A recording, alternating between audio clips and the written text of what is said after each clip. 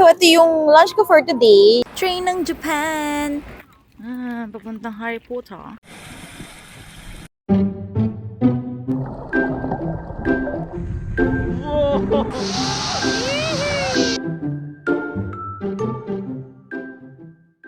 Hey! This is Kat, or Happy of Happy and Busy Travels. And right now, nasa NAIA Terminal 1 tayo, papunta kasi tayo, Tokyo, Japan.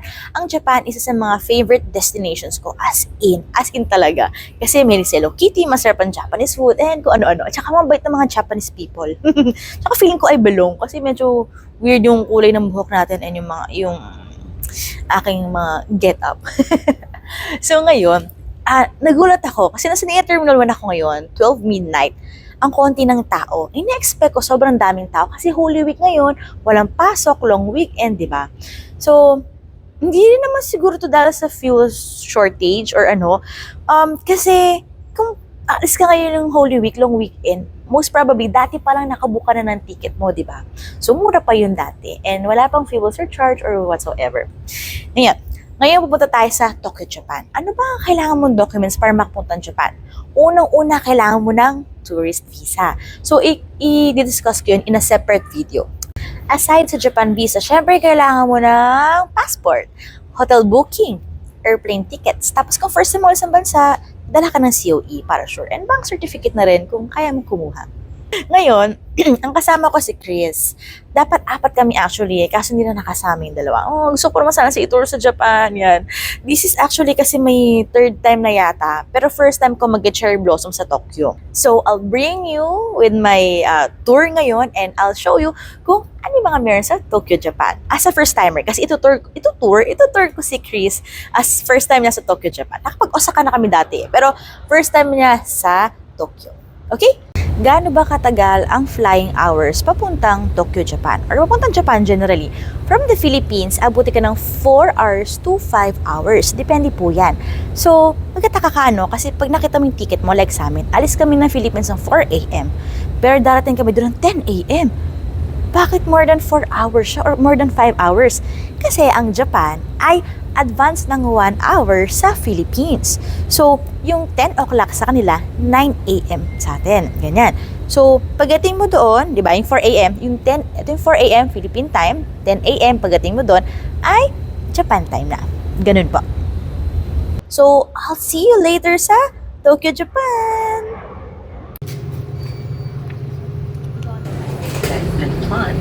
Please come and take inspection at animal. Sobrang lamig. And so we're here sa Narita International Airport. Tapos, nasakay kami ng train. Yan. So pag sa Terminal 3 ka, like kami, punta ka sa shuttle na bus. Tapos, sakay ka papuntang Terminal 2. Pupunta Terminal 2, sakay ka dito sa train. Pag gusto mo mag-train. Kuha muna tayo ng IC card. Tapos kailangan mo syempre ng card, Suica, Pasmo, Icoca, para-pares lang yung mga yon. So, may mga machine na tulad na to, or may mga counters din naman available. Pero mas gusto ko yung machine para wala na akong kausap. So, ganito lang siya. Yan. So, click English, adult card, kasi adult tayo. Tapos, charge amount, dahil meron tayo 10,000. 10,000. Please insert money on Tapos, credit card. diba? Sasabihin din naman niya kung ano gagawin mo eh. Sabi, insert. So, mag-insert tayo ng money here. Bill. Yan. And then, Now under process. Yun, under process daw. Huwag daw tayo makulit. So, ito yung mga charges niya. Wala namang ibang charge kundi niloadan mo lang yung card mo. Everything with you. Ito na yung card, oh. Ayan, oh. Di ba? Ang bilis lang. Welcome, Suica. And, ito na yung resibo mo.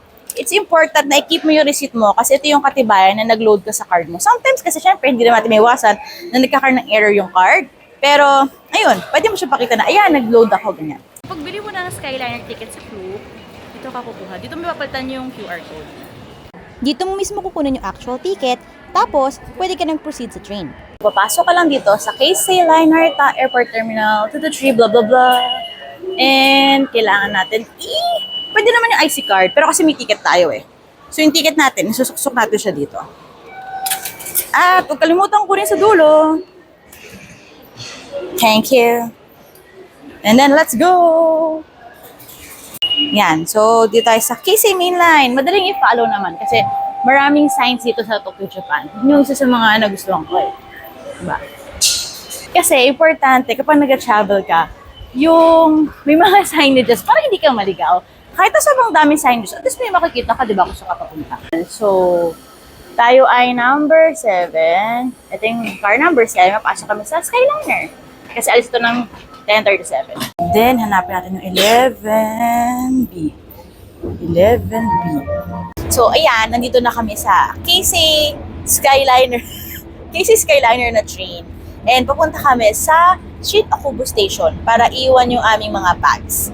Kasi yung nirent namin, hindi siya hotel, apartment siya. So, wala siyang iwanan ng bags. Make sure lang na yung ticket na binili mo, kung anong time doon, yun yung mismong train na sasakyan mo. Kasi maraming train na dumadaan dito. Mamaya, ibang train pala yung masakyan mo. Yes. Yun yung mga train dito sa Tokyo.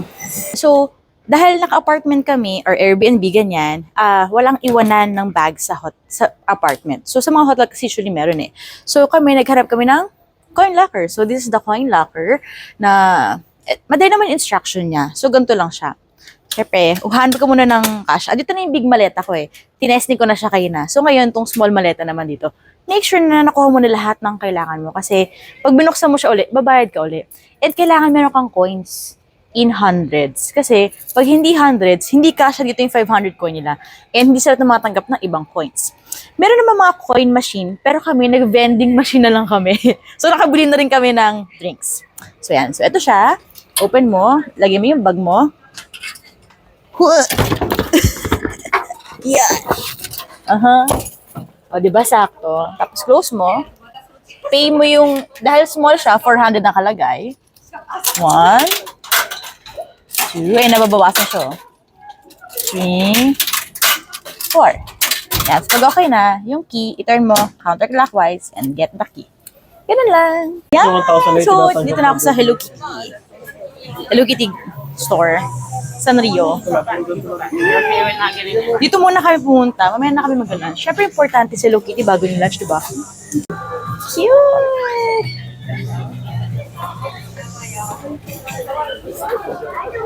And dito na kami sa Toshimai Station. Pupunta kaming Harry Potter. Papuntang Harry Potter. Dun, dun. Ano? Iba yun eh. Spider-Man yun. Harry Potter. Harry Potter. Yeah, this is the entrance of the makings of Harry Potter Warner Brothers Studio Tour. So, this one is malaki. May mga coin lockers dito sa side ng Harry Potter.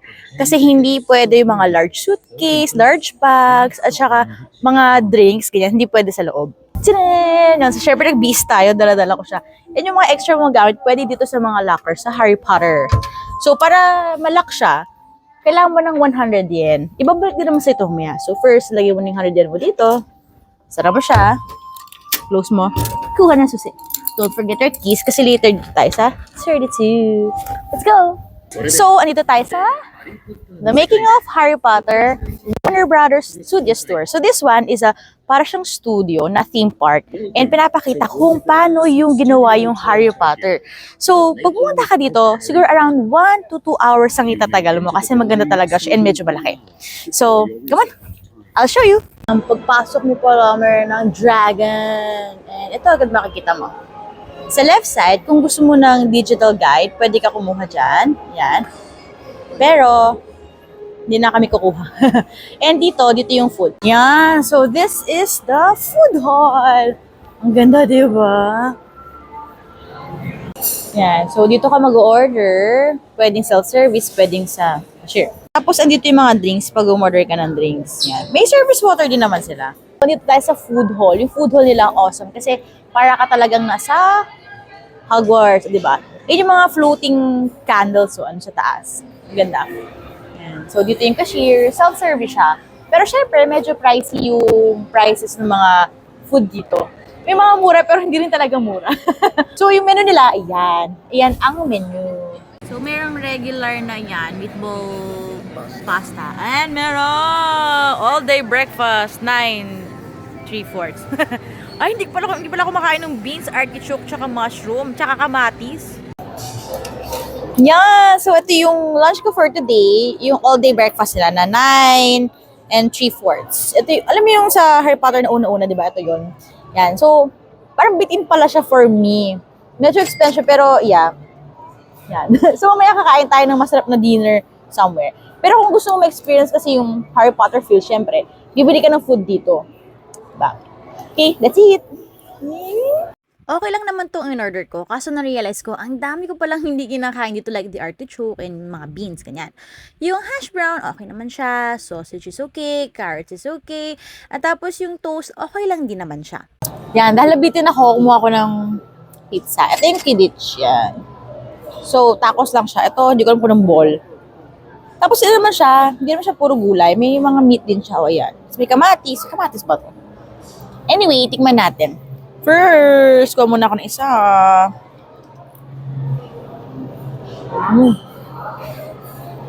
Ang sarap! Dapat talaga order ko kayo ng piso pa lang. Ang sarap! So, lagyan ko pa ito ng hot sauce. Kita-kita ko ng double chin ko. From the start, ito na yung gusto kong orderin. Dapat pala sinunod ko yung gut ko. Anyway, ito, in-order ko na nga siya. Ito yung Quidditch pizza na Slytherin versus Gryffindor. Itong pizza, sulit siya. Sulit talaga siya. At sanin ko nyo, bago to eh. Pero hindi ko alam kung forever siyang nasa menu. Yung lettuce, usually, pag niluto na yung na-oven toaster, hindi ko na gusto kasi parang iba nilasa niya mapait. Pero sarap dito, crispy. So ngayon, try naman natin tong isang pizza. Yan. Madami siya laman.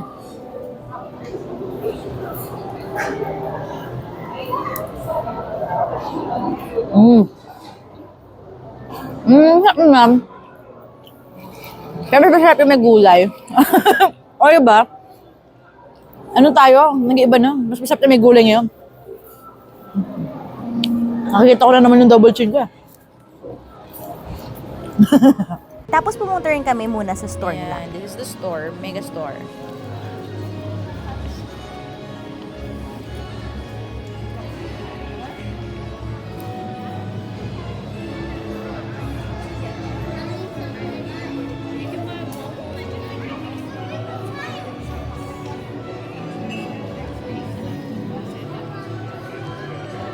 If you're a Potterhead and sobrang fan ka talaga ng Harry Potter, lahat ng ganito gusto mong bilhin kasi everything is so good. Master has given Toby a sock. I am free! Cute! Every item for sale here is well thought of. Yung lahat, alam mo yun, pagka, para ka na sa Harry Potter din na bumibili ng things from Harry Potter. Ganun talaga yung feeling niya. And meron pang Sakura version, no, kasi cherry blossom season ngayon. Yan, o, diba? Ang cute! Anyway, proceed na tayo sa tour namin kasi it's our time. Warning, spoilers ahead!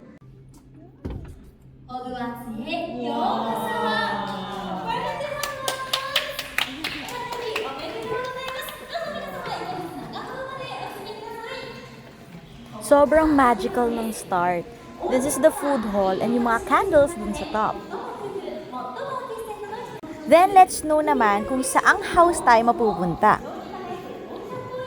I know! Hufflepuff!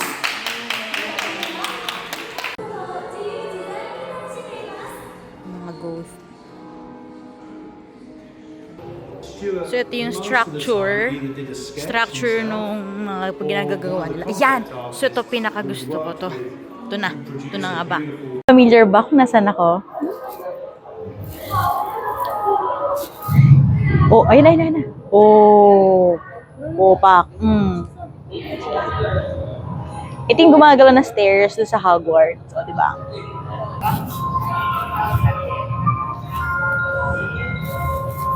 Gusto mong lumabas din dyan yung mukha mo, pwede ka magpa-picture dito. Video pala actually. So, ayan. Kailangan mag-download ka muna.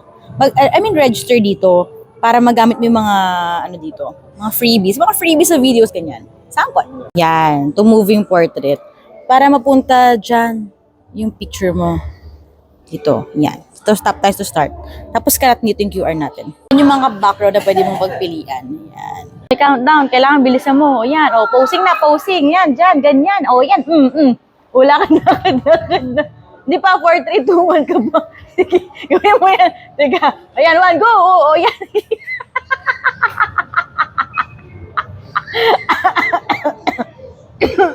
There, I saw myself. Ayan. So, kasama na ako sa moving portrait. Ayan. O, di ba? Arte lang. Tapos ito, pwede mo siyang i-download. Mahaba-haba, in fairness. This is the room of Harry and Ron. Yan. Ito ata yung house ng mga Slytherin. Yan. Okay, let's go and experience the Quidditch. Yay! Isa to sa mga interactive portions. Tapos, kapag nag-join ka, eto na yung results. Released and the game begins!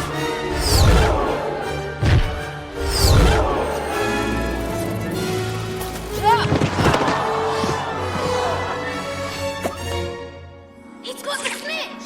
Harry Potter receives 150 points for catching the snitch! Gryffindor win! Proceed na tayo sa more ng mga interesting things dito sa Harry Potter. No person to rip the soul into 7 pieces. This is Dumbledore's office. O, diba? Para ka na sa Harry Potter talaga. And you're meeting with Dumbledore and yung Phoenix niya. Oh. Itong part na to, one of my favorites. Yan. Siyempre, andito yung mga ginamit nila. Ito yung mga wands. Ayan. Aside from those, ito yung mga damit, yung mga things na ginamit mismo sa set. Kaya siya nakasalamin. Yan. Hindi siya pwedeng galawin, gano'n. Yan. Yan. So, malamang, if you're a Potterhead, ma-recognize yung mga to. General use of heavy industrial materials alongside Diba? sturdy military footwear. Ganda. Ito yung ginamit ni Two very different characters Hermione. from the Harry Potter film series are Luna Lovegood and Hermione Granger. Oh, di ba yung damit ni Nothing Hermione? reveals Love that yan. difference. Spells with Professor Snape. Classroom ni Snape. Yeah, I love Snape. Kala mo kontrabida.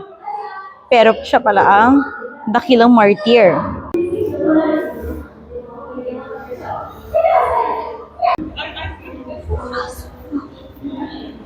Meron kalagyan ng water. Meron mga refillan sila dito. Tsaka may CR naman sa loob. Forest. Oh. Ang lambot ng floor.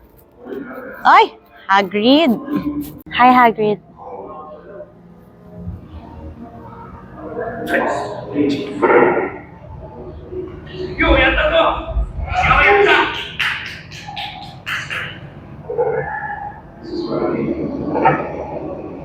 Ito rin yung car na dinrive nila papasok ng Hogwarts, di ba? Pero yung bumagsak sila sa puno. Ayan, ito siya. Cool, di ba? Mga Dementors. Dementors. Ito yung bahay ni Hagrid. This one. Oh, di ba? Sa likod ng bahay ni Hagrid. Ito yung itsura niya. Yan. Oh, di ba? Yung dog niya. Yung couch niya. At nag-Japanese si Hagrid dito. Tapos yung bedroom niya. Oh, di ba? Ang liit ng bed niya for a big person. And you can get your butterbeer here. Itong butterbeer nila, sulit to. Kasi pag bili mo ng isang beer, yung mug, pwede mo na siyang hugasan. And, sino yung mug, iuwi mo na siya. Ayun no, merong washing station doon. Yan, nandun yung washing station.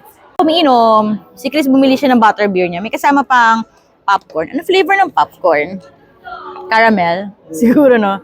Yan. So, magkano lahat to, Chris? That's 2,000 yen. 2,000 yen. Siguro mga nasa 800, 900 pesos. Gano'n, no? No, yan siya. Ito, pwede mo siya hugasan doon sa washing station. Tapos, ayun na yan. This is the childhood house ni Harry Potter. Yan. Iconic room ni Harry Potter. So, andun na siya sa ilalim ng stairs. Yan. So, ito yung nakita nyo. Ganito yung itsura ng set niya. Ito yung nasa movie. Diba? Andun yung mga ano ang tawag doon? Sa kuryente. Ito yung nagkaroon siya ng invitation. Cool. Diba? Yun na. Oh.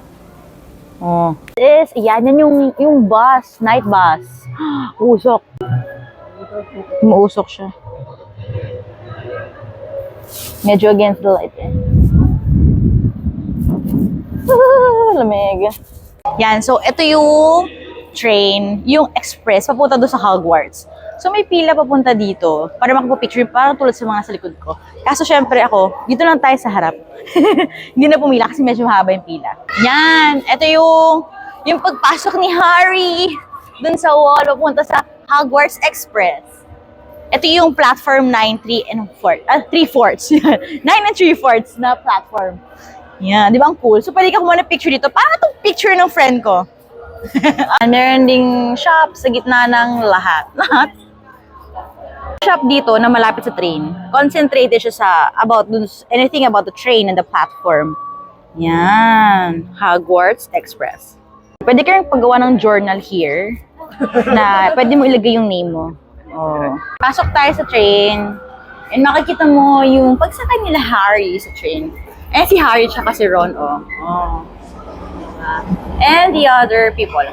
So naalala niyo yung scene na bigla silang lumabas from the smoke, parang sa chimney area. Ito yun. And ganito siya lalabas kapag tinry mo to.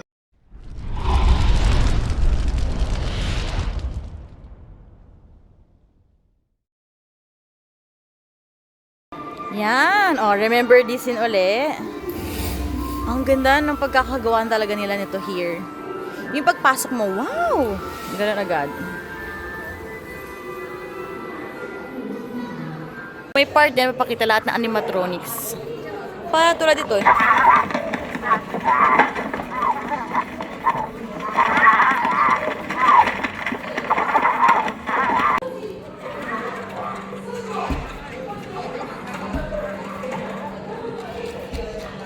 Meron ding Fantastic Beasts dito. Yung mga parts din, yan. Yan. So, ito yung naalala niyo ba to? Dragon Dito sa Alley. Labigil ng Bus, diba? Yung parang market area. Hindi naman siya actually market. Para sa yun, market area na nga rin. Dito sila nakabili ng wand, ng mga potions, ganyan. Ano ba? Ang saya ng punta namin ng konti ng tao.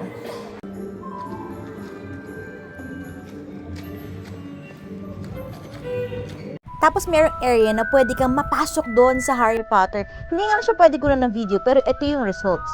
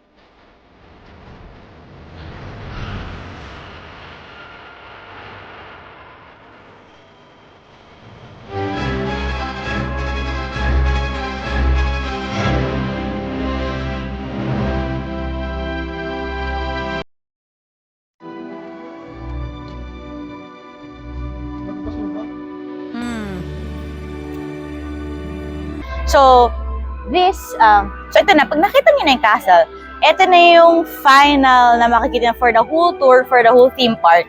After to kasi souvenir na. So, if you wanna go here and experience kung ano yung mga pinakita ko kanina, go here too. And use your code sa Get Your Guide ha, Happy and Busy Travels 5. Doon kayo bumili ng Harry Potter tickets niyo. Okay? If you wanna buy one, ayan no, maraming one dito. Original lahat yan. Ayan. So, post nyo lang din para makita yung mga price. Tapos sa train station, may nakita kami ng kitita ng bento. Kaya, bumili kami ng bento for our dinner. Kasi pagod na kami namin lumabas. 20% off din, no? Pwede pang breakfast. So, eto, kaya lower ko yung voice ko. Kasi, dito kami nagstay. In fairness, mahilig siya sa mga anime, ganyan. Nakita kasi namin siya, ang mura, nasa Shinjuku area. Tapos, mabilis yung wifi niya, ha? Tapos, napakamura. Ay, sabi ko napakamura. Tapos, dito Shinjuku area, sa apartment siya. Doon yung, shower. Tapos, may ref, ganyan. Yan. Yan. Tapos nakahiwalay, friends, may little garden, Tapos nakahiwalay yung toilet bowl niya. Okay naman siya for the price. Pero, syempre, kung marami kang money, kukuha ka ng maganda-gandang hotel. Ito, tulugan lang talaga siya. Tatami ganyan. Ay, may balcony kami in fairness. Yung balcony yan dun. So, that's it for day 1. Ayan. So, nilower ko yung voice ko kasi marami daw kaming elderly na kapitbahay. Baka magalit. So, yan. So, day 1 is done. Arrival namin. Paano pumunta sa Japan. Yan. Tapos, nag-Harry Potter kami. And, sana na-enjoy nyo rin panonood natin dito. Okay? So, don't forget to click the like, comment kayo kung may tanong, and subscribe. Thank you so much!